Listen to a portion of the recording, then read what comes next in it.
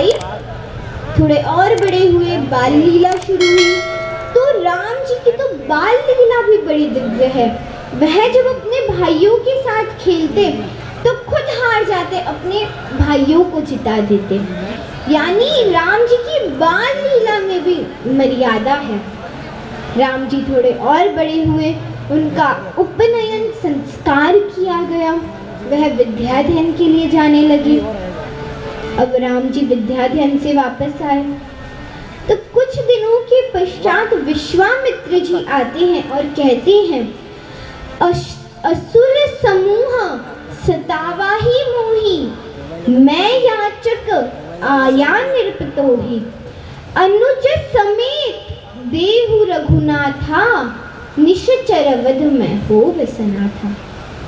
अर्थात मैं यज्ञ कर रहा हूँ जिसमें राक्षस बार बार विघ्न डाल रहे हैं। तो अगर आप कुछ दिनों के लिए राम जी और लक्ष्मण जी को मुझे दे दें तो वो जब मेरा यज्ञ चलेगा तब जो राक्षस आएंगे उनका वध कर देंगे और इस तरह मेरा जो यज्ञ है वह भी हो जाएगा।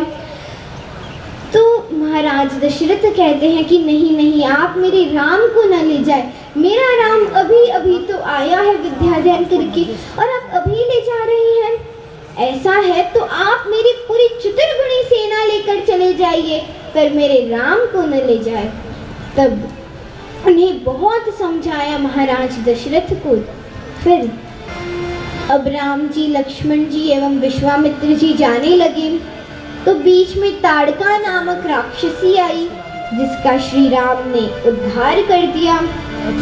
वह और आगे बढ़े, यज्ञ के पास आए तो यज्ञ जब शुरू हुआ तो उसमें जितने भी राक्षस आए श्री राम ने उन सभी का उद्धार कर दिया। तो बोलिए सियावर रामचंद्र भगवान की जय। अब यज्ञ संपन्न हुआ। विश्वामित्र जी, राम जी और लक्ष्मण जी बैठे ही थे कि उसी समय जनकपुर से एक कुमकुम पत्रिका आई। उसमें यह लिखा था कि सीता जी का स्वयंवर होने वाला है, आप आइए और उन्हें आशीर्वाद दीजिए। तो विश्वामित्र जी कहते हैं कि राम लक्ष्मण तुम दोनों भी मेरे साथ चलो। तो राम जी और लक्ष्मण भी जाने लगे। तो बीच में अहिल्या जी का आश्रम आया, वहां पर एक बहुत बड़ा पत्थर था। तब विश्वामित्र जी कहते हैं कि हे राम, तुम अपने चरण इस पत्थर पर रख दो जिससे इनका उद्धार हो जाए। इनके पति ने इन्हें श्राप दे दिया था, इस कारण से वह पत्थर बन गई है। तो राम जी कहते हैं कि नहीं नहीं गुरुवर, मैं किसी भी स्त्री का स्पर्श नहीं करता। तब बहुत समझाया विश्वामित्र जी ने, पर राम जी न माने। तो उसी समय जोर से हवा आई और राम जी की जो चरण धूली थी वह उस पत्थर पर जा गिरी। यानी अहिल्या जी का उद्धार राम जी के चरण स्पर्श से नहीं, राम जी की चरण धूली से हुआ था। वन में जाई ताड़का माँ, चरण छुआई अहिल्या तारी, ऋषियों के दुख हरते राम, पतित पावन सीताराम। फिर राम जी जनकपुर में आया। जनकपुरी रघुनंदन आए, नगर निवासी दर्शन पाए, सीता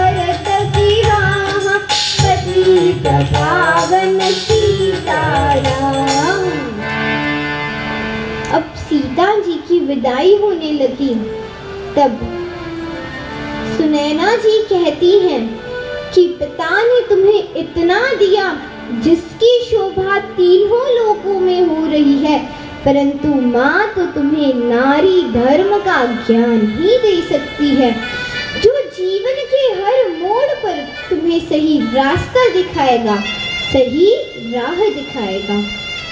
सर्वप्रथम तो तुम ये याद रखो कि पति से बड़े कोई और भगवान नहीं होते। उनकी सेवा के अतिरिक्त किसी साधु महात्मा की सेवा करने की कोई आवश्यकता नहीं है। भगवान की पूजा करने की भी कोई आवश्यकता नहीं है। जिस स्त्री को अपने पति में भगवान के दर्शन न हो तो उसे भगवान की किसी मूर्ति में, भगवान के किसी चित्र में या मंदिर में भगवान के दर्शन नहीं हो सकते। और जो मन कर्म वचन से पूर्ण पतिव्रता होती है तो देवता उनसे डरते हैं, भगवान उनके अधीन रहते हैं। और एक सबसे महत्वपूर्ण बात है, सास ससुर पद पंकज पूजा, या समनारी धर्म नहीं दूजा।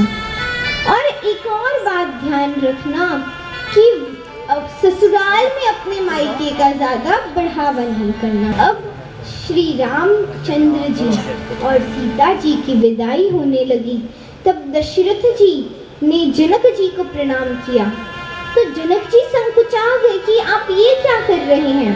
तो दशरथ जी कहते हैं कि आप तो दाता है और मैं याचक हूँ, आप देने वाले हैं और मैं लेने वाला हूँ। आप अपनी पुत्री को मुझे दे रहे हैं, यानी आप बड़े हुए।